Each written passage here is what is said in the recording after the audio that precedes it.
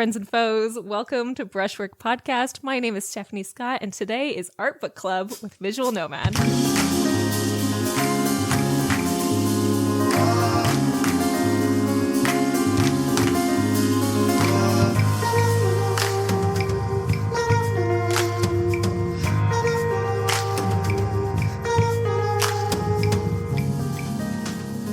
Hi, Jen. Hello, hello.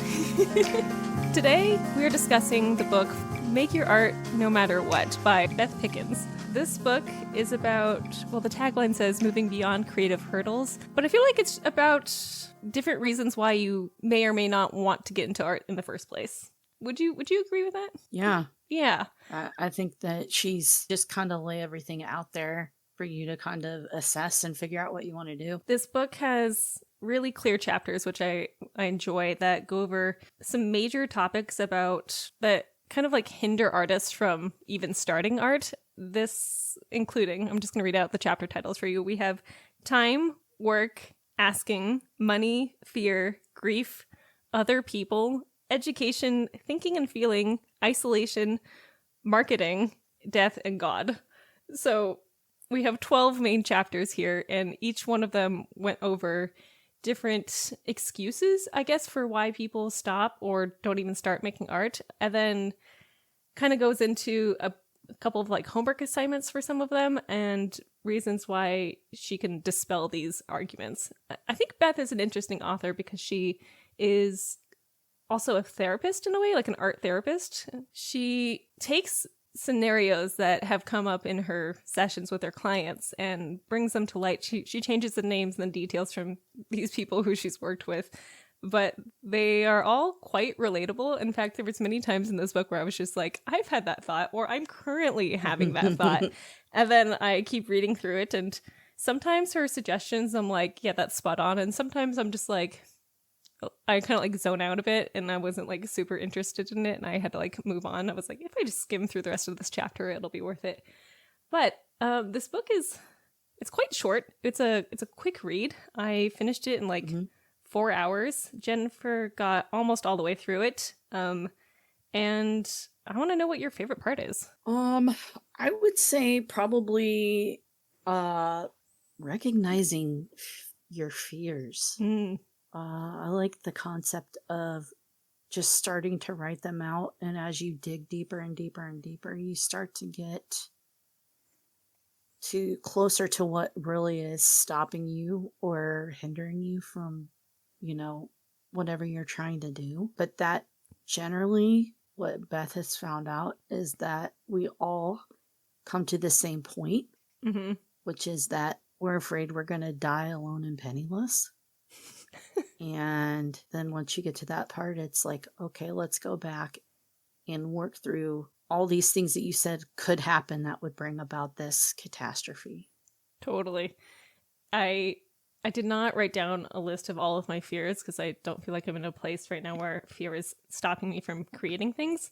Right. But I do like this exercise, and I think it would be interesting to work on when I'm like, what should I dig into my life about today? If you're ever at a point where you're just like, I feel like my life is fine. Like, we're not like panicking too much, but we're also not like so happy that it's kind of like distracting us. And going into what is your fear and breaking that fear down into every single step and every single like nuance it is. And I bet it would push you forward. It seems like a good self-reflection, like journaling session that you bring tissues with, but it's pretty good. I feel like asking and marketing was similar in chapters because when you market yourself as an artist, it feels like you're asking other people for things, and the same fears come up with both things, even if what you're asking for is not like people's attention, where when you're like asking for help or advice or something like that, the same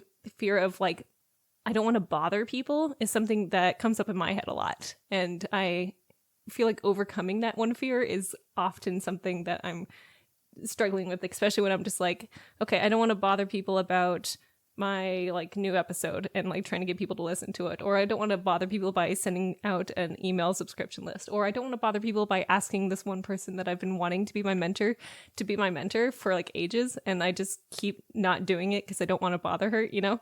And I felt like those two chapters were so similar, and yet they struck home from my current like artistic insecurities. What did you think of what did you think of the asking chapters? Did you like it? Well, I can definitely see the crossover between the asking and the marketing chapters. I would say that marketing is even more intense because it's asking people you don't know. In the asking chapter, she's talking about making a list of people in your life that you know support you, that you know well, that are part of your community, and going through and saying, okay, what can they bring to the table? Obviously, there's reciprocation there by that person back towards that person, but what do each of us bring to this relationship that can help each other? And she talks about an artist who is like amazing. A lot of people love her work. They want to buy her work. She's done a bunch of exhibitions. She's really established. There's no reason why somebody wouldn't want to support her. And she has to ask this person for help. And Beth says, I won't let her leave my office until she does this. So intense. And she says she's literally in the fetal position on my couch in my office. And she's just like, I'm not letting you go. And the crux of the story is the person she has to ask is actually her best friend. Now, her best friend is getting ready to go in for surgery, but she's home. She's fine. She can talk or whatever. And she works herself up. And Beth is like, okay, I just want you to type out what you would say in a text message. You don't have to send it, just type it out. So she does that. And then Beth says, okay, now I want you to send that. And she sends it, and she, of course, covers her face and is like terrified that she's not going to hear anything. And, and says, she's not going to say anything. And literally, like almost immediately, her best friend writes back, yes, of course.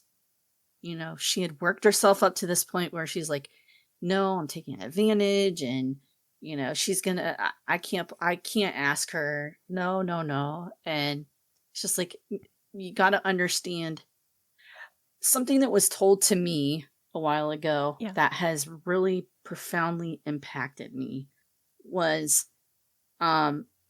closed mouths don't get fed. If you don't ask, a lot of times people don't even know you have a need. We are selfish. If you think people think about you 24/7 or they even think about you for 2 minutes, you're nuts. Most of us just don't. We all have a lot going on in our lives. We're all sidetracked and we have a million things to process. So no, I don't think about what Stephanie does every minute of her day. What do you mean you don't? I just don't. And so I think we forget that. And again, it's that she talks about socialization of, we feel like we're encroaching or we're burdening somebody by saying something. Yeah. And we end up not even giving somebody the opportunity to help us that may want to help us. Like we need to look at it like we're taking that opportunity from them. If somebody didn't ask me and I had something that I could do to help them and they didn't ask me and I found out about it, I would be like, why didn't you ask me? Or like, say why? Anything. Yeah. Of course I would help you. Like, I wouldn't even think twice about it, and it's just like, but we don't get because we don't ask.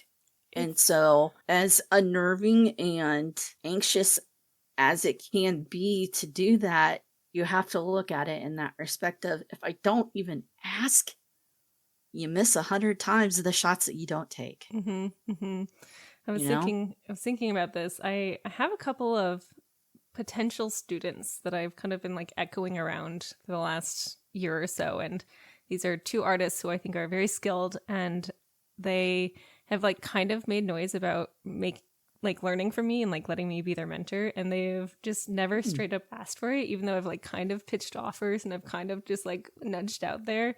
And I when I think about this chapter and marketing, and I think about the people who like send an email out to their subscribers and then have to go like take a shower to like calm the panic of for asking anything of them. I'm like, I feel like when you have the position of marketing and you have to like really push on something, you're asking to help people a lot of the time because people don't want to ask themselves. And when you're trying to get something from someone to like to give you their attention or to watch something or to help you educate them or to give them an opportunity to buy a painting or something like that, it's an interesting push-pull where it's like when you are needing something and you're not asking your friends to help you, you're not asking your family or your audience per se, it's debilitating. And it's like, oh, they don't know that they can help. They don't know that they could have the opportunity because you're not talking about it. And then on the flip side, in marketing, you have to reach people like more than a dozen times with the same thing for them to even like see what you're saying. And it's just, we're all in our own little bubbles of anxiety here. And it's like, it's hard to yell out, but it's also hard to hear in. And saying what you need in any case, not just with art, it's so powerful. I do a lot of traveling. I love to travel. It's what I love to spend my money on most often.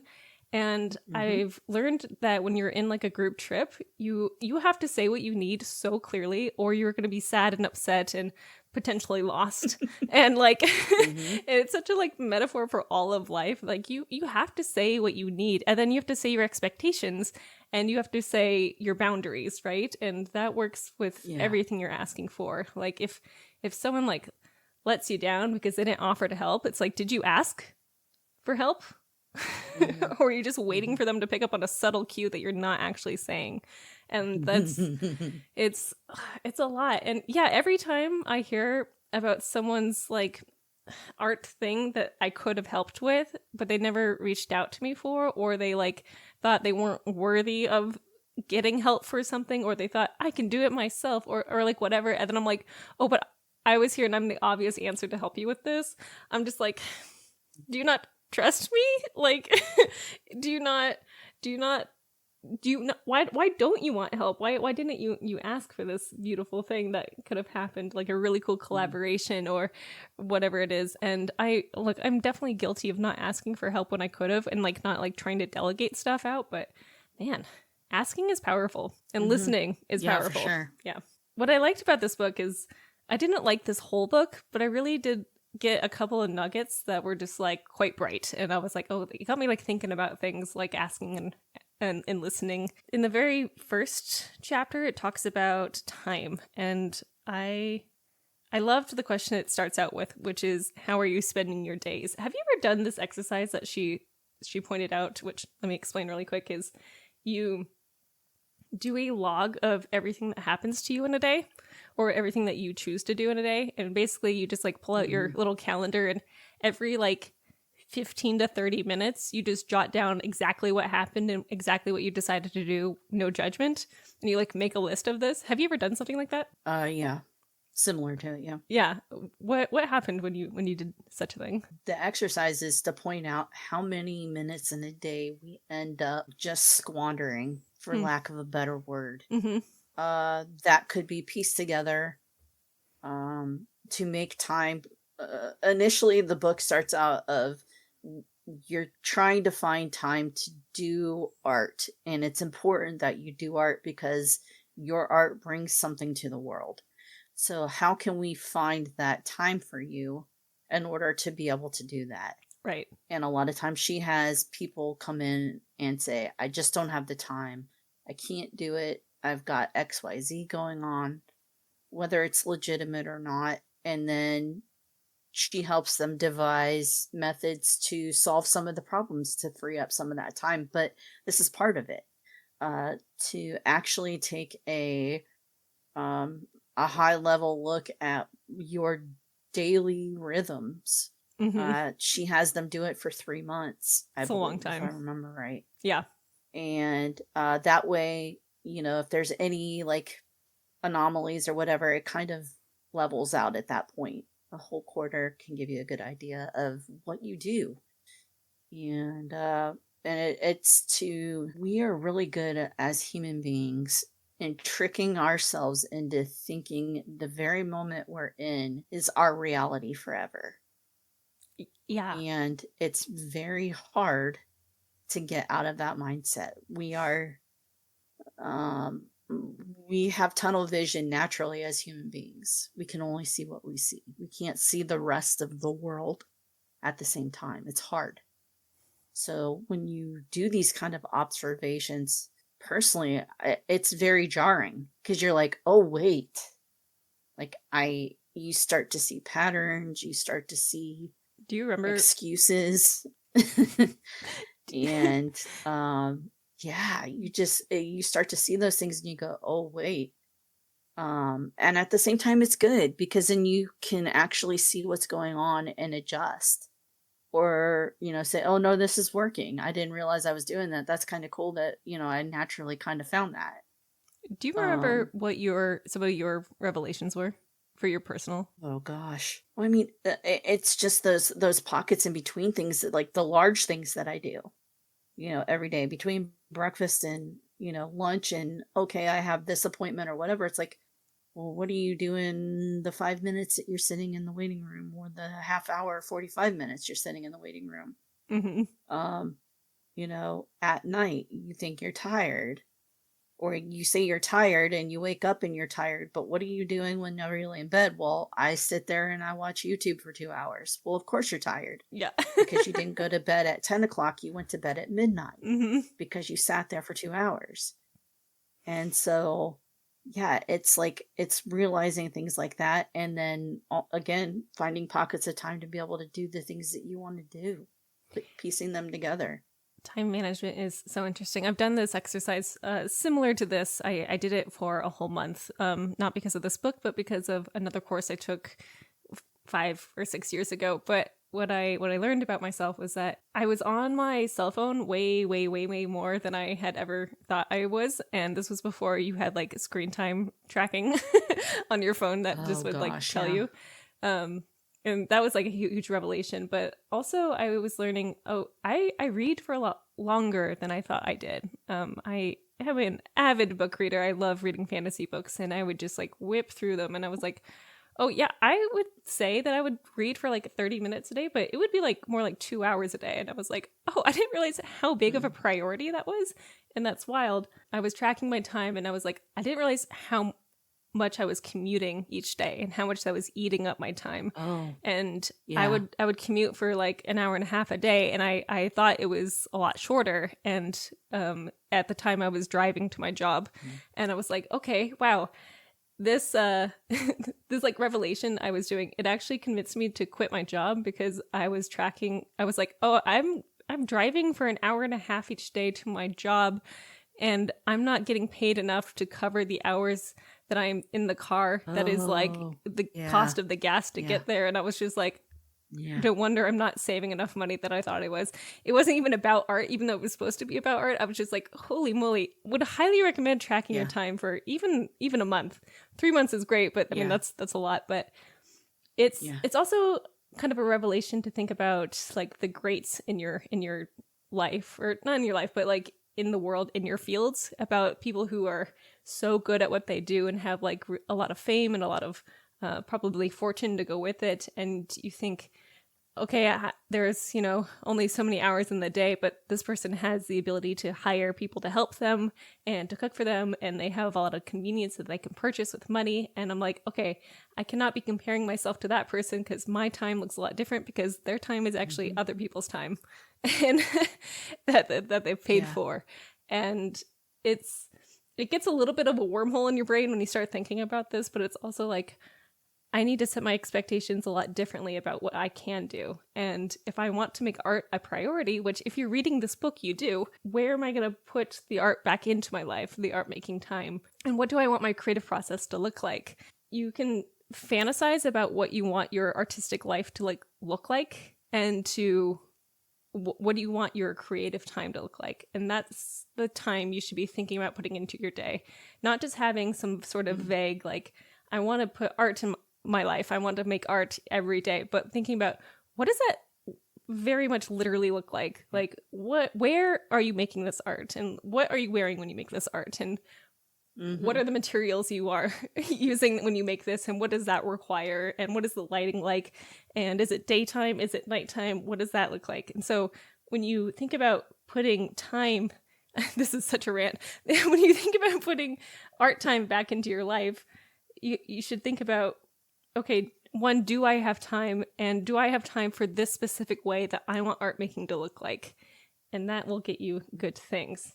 Wow, that was such a good one. Yeah, like I think, like you said, it's okay, I want to put art back into my life. Mhm. Okay, that's great. So let's make steps to move towards that. Mhm. I don't know about you, but that's one thing that I learned with boundaries. Like, I have people in my life that do not respect boundaries, and I have to be very stern about it. Mhm. And I have to, and not in a mean way, but I have to explain to them in a way that they can understand, hey, you can't do this. I can't have you do this. Like, you're literally undermining what I'm trying to do, and I know you want the best for me. So let me help you understand why you know, every 5 minutes coming in and saying something is literally detracting from that. Mhm. It's deterring me. There's a It whole can be chapter tough. in this book that's about other people, and it talks about Mhm. people who are limiters on your time, but also people who you Yeah. collaborate. And then it goes into artistic communities and how important it is for artists to find those and create those. This summer I've been like really working on my Discord community, the arts and crafts table, and like building that up and trying to make it a place for creators to really connect and actually like make friends. And that's been really handy, but also trying to find people in your area to people to like see in Yeah. person is so critical and great. And I love that she mentioned that in this book. There's also this like single paragraph in the other people section called lineage, and I want to do a whole brushwork episode about this, but it Oh, talks yeah. about your artistic lineage and like who are the people you're learning from and who are the people they're learning from. And this usually isn't related to your biological lineage. It's like who are you studying? And I Right, was right. like, oh, that's so interesting. And now I'm wondering, do you know what your artistic lineage is, and like how far back can you trace it? Is it just off the cusp? Well, I'd say my artistic lineage started about 3 years ago, 3 or 4 years ago, when I really seriously got into painting. Yeah. And I started to dive pretty deep. And I would say, um, for those that don't know, I paint abstract realism, kind of figurative abstracts. And, I got really deep into abstract stuff. Hilma F. Klimt, um, the usuals, Picasso, um, Bomberg, de Fabulous. Kooning, all of these people. And I studied their lives. Like, I got a hold of their life story. Like, who were they? Like, how did they, come to be who they are? And how did their style evolve with the changes in their life? Um, a lot of you may not know, but Bomberg is an Israeli Jew. He grew up in England, and he lived in a really tough part of England, fought in the war, hated fighting in the war, so he shot himself in the foot so he didn't have to serve. So that at that he went through Damn. these like highs and lows of having money and then being like destitute. And he moved, like, basically war followed him wherever he went. He Well, moved back to um, Israel after World War II. Or he moved to Spain, and he was part of like the Franco-American War situation. And Like it follows him everywhere he goes, and you see it in his work, and you're like, how did this guy stay sane?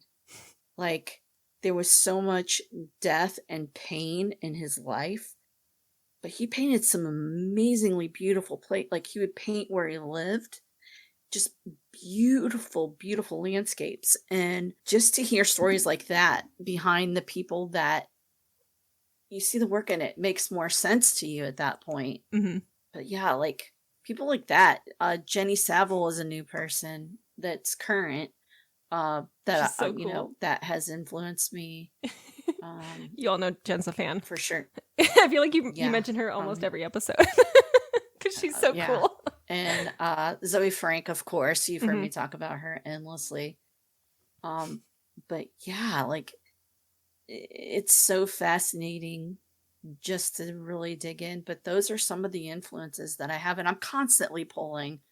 Uh, Futura, who is a graffiti artist from New York, Mhm. that is like next level. He's done a bunch of stuff. You've probably heard of him. He's in with Cause and a bunch of other people. It's pretty rad.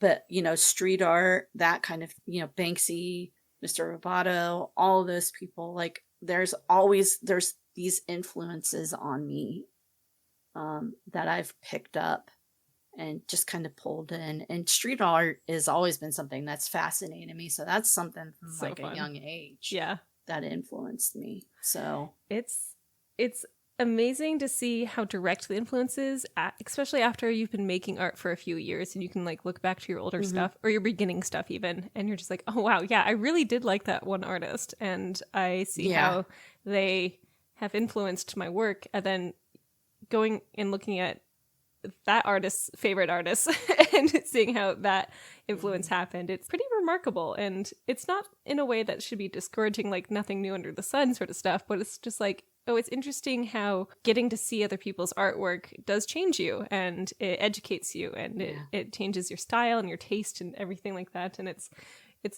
fun, it's discovery, and that's where new creation happens.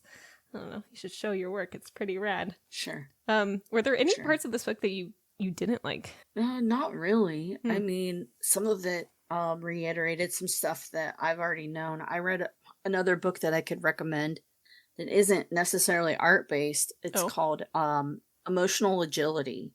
Emotional Agility. It is by a Yale psychiatrist.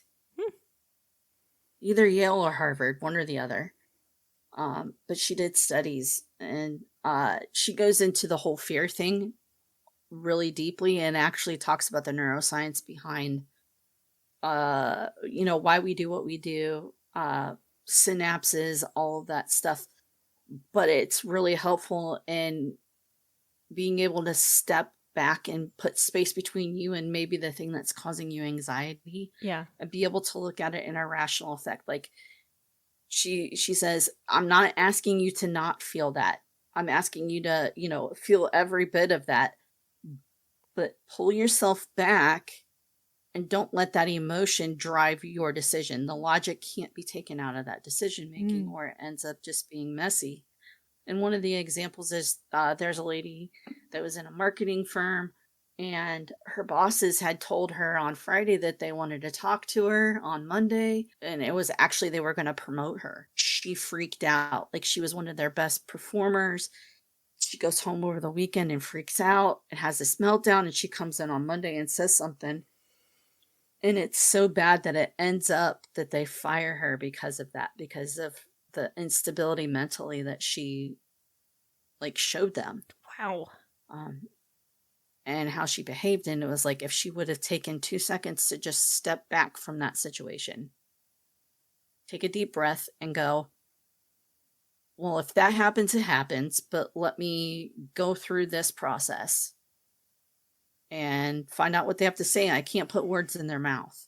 You know, I have no idea what they want to talk to me about. They just said they wanted to talk to me on Monday. It can be dangerous to make assumptions. So, yeah. And so she just talks about how our brain will create these wild scenarios, and we'll go down this rabbit hole and we'll treat them as if they're reality, and how that actually affects our reality. and why it's so important for us to realize that there is a lizard brain part of us that does this thing that tries to protect us from something that really isn't there. It was created for Neanderthals to stay alive. They lived out in the open. They had to hunt and forage, and if they got cut, it could be It's the end. life threatening Yeah. because it could get infected and they could die. Oh, yeah. So we adapted as human beings that when something like that happens, like our brain goes into this primal space of, oh, I've got to tend to that because it's going to kill me. And it's like, no, no, no, no. We have triple antibiotic ointment and we have some band-aids. It's all good. Don't worry about it. You're fine. You know, you clean it, wash it, and you move about your day. It's not going to fall off. It's not going to get gangrenous, you know? It'd be And interesting so, to read a book about the Yeah, go ahead. sympathetic nervous system and art. I wonder if there's one out there. I don't know. I don't know. There's gotta be. But it'd be good to like read that book in conjunction with something else. But yeah, definitely like she just gets into like those parts of your brain that are like, oh, well, your brain thinks it's going to fall off a cliff. So you need to go, oh, wait, there are no cliffs around. Pause. Like, Yep. take a deep breath. There is So, there's a chapter in this book about grief, and I think that that leads into what you were saying about anxiety and about mhm. jumping to conclusions and shooting ourselves in the foot metaphorically. And I've had I'm gonna say a grief episode this last week. It lasted for about 3 days, where I was just like reminded about something, and it just like Right. made me really sad. And I was like, happened to be reading the chapter about grief, like basically right after I was like, am I gonna say triggered? I guess, yeah, triggered is the right word for this. Yeah. But I was like, I wouldn't recommend reading this chapter when you are feeling grief because it feels patronizing, and like your mom is lecturing at you. But I bet if I read it now that I'm over the spell, it would be interesting. But this was something I actually didn't like about this book, was talking about this grief chapter, but I was in a altered state there, so Right. that's that. Right. There was a chapter on money here that I thought was briefly interesting, but also kind of felt like Yeah. odd for this book. I don't know. It was like Okay. all about personal finance, and Right. I was just like, is this good? I don't know. Did you read this chapter? I can't remember where it was. Yeah. What'd you So think? I think the whole concept is, again, it goes back to that I'm going to die alone and penniless. So she's addressing the financial part of things. Towards the beginning of the book, actually, it may have even been in the first chapter, she talks about the perception of people's finances by us individually. And she says, step back and take a look for a minute and see if that makes sense. And she uses the analogy of, she had somebody that, you know, was an artist, and they had an artist friend, and her friend had a job, but she had a massive apartment in New York City. It was like a $6,000 a month apartment. Mm-hmm. And she worked at a job that literally did not pay enough for her to have that apartment. She wouldn't have even been able to pay for a quarter of that apartment. And her friend was an artist as well. Like, her friend worked part-time and blah, blah, blah. And it's just like, step back and take a look at that for a moment Right. and go, oh, wait, How did you they avoid have this? financial help Yeah. of some sort, be it a trust fund, be it somebody has said, you know, I'll take care of you. You don't know the circumstances under the apartment. Maybe she knows the person that owns the apartment, and they're just like, I don't stay there. You can stay here for free, Mm-hmm. Mm-hmm. you know, which is awesome if you get that. You know, studio space, somebody may have loaned studio space to them, Yeah. and you don't know that, you know, they're not paying for it. And that person was just like, hey, I'm not using it. You can use it. I would prefer you to use it because I want to, you know, this is a way I can support you easily, you know, and practically. And so again, it comes back, perception is reality is a saying that a lot of people have heard. And I think we get caught up as humans in this perception. And I know personally, I've been caught in situations where I thought I knew exactly what was going on with this person's finances. And then I come to find out that I was way wrong. I Yeah. had no idea. Ooh. And so it's just like, it's what your brain grabs a hold of that you think you understand, but you may not grab a hold of all the other little intricacies and put them together and go, oh, wait. Mm-hmm. So, and I think that that shapes a lot of what it like how we react to the world. People are putting on a certain front. Somebody may have $5,000 shoes, but they don't have enough money to even eat. Carrie Bradshaw? I know, right? And so it's just like, it's like, you don't know the whole story. They may be faking it till they make it. That happens a lot. They could be a Ponzi scheme person for all you know. Who knows? Which is even worse. Not you. And so, which is all about perception. They use that perception to their advantage. Mm-hmm. And so, like understanding that your situation isn't the same as somebody else's situation, and that's okay. And you need to deal with your situation where it's at. That person doesn't have, unless they're going to financially help you, they don't have a financial dog in the hunt, so to speak. I feel like a lot about this book is about comparing yourself to others and letting that fuel your fears for not making art.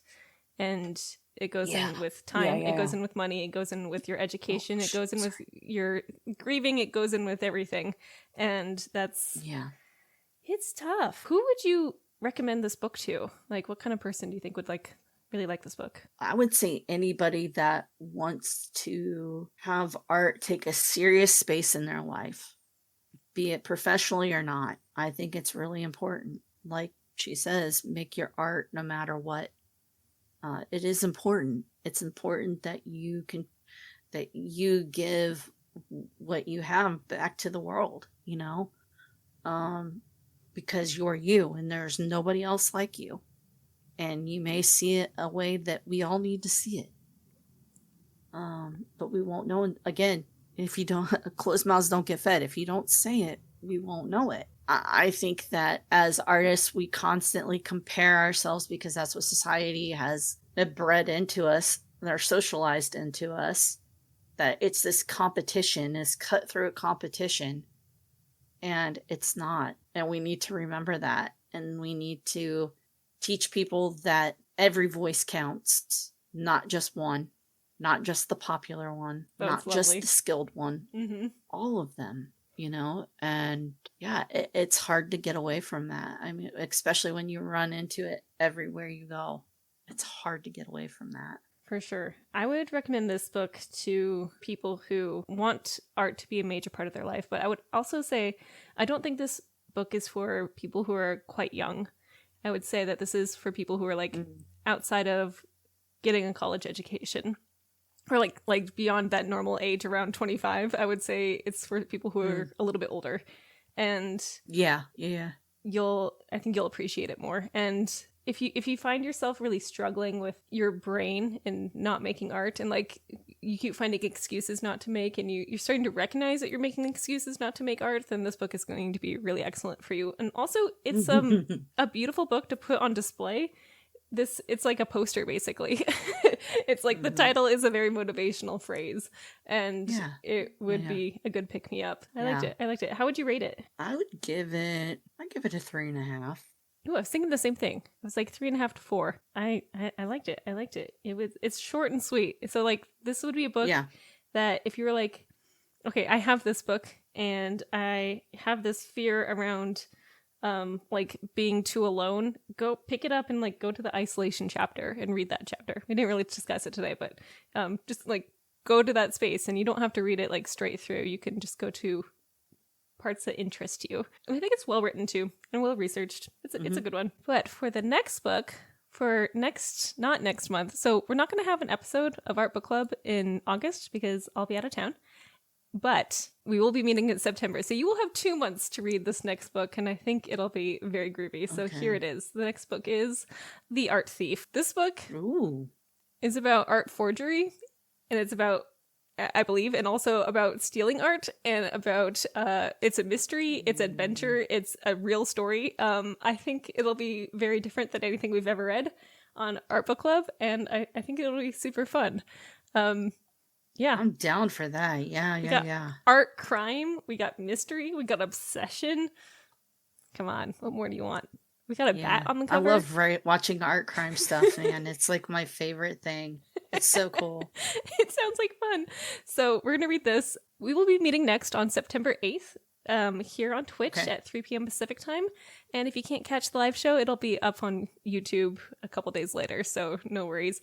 If you want to join us in the chat for Art Book Club at basically any time, listener, you should absolutely come to the live shows here on Twitch because they're quite fun. And if you have like deep, insightful things, I might read it out. I'm just saying. It could be great.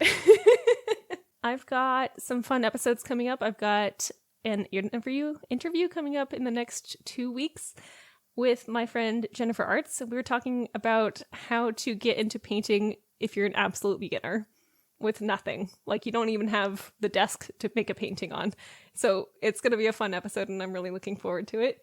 And then I am going to do kind of like a spin-off Art Book Club episode where I talk about my favorite art books that we've ever read for Art Book Club because we've been reading books for almost 3 years now. Amazing. And that's very fun. So that's what's coming next. You can find me at stephaniescott.art. That's Instagram and also my website. And you can find Jennifer at Visual Nomad. Also on these platforms, on Twitch, on Instagram. She's got a website. Jen's cool. Visualnomad.art __ for Instagram. You can see her very cool abstract realism pieces. She's got this one with oranges that I'm obsessed with, but she also has this musical series that are like really cool. And anyways, you should check it out. Okay, that's it. See you later, alligators. We'll see you in September. Don't come to book club in August because we won't be here. Okay, goodbye. Bye. Doodles.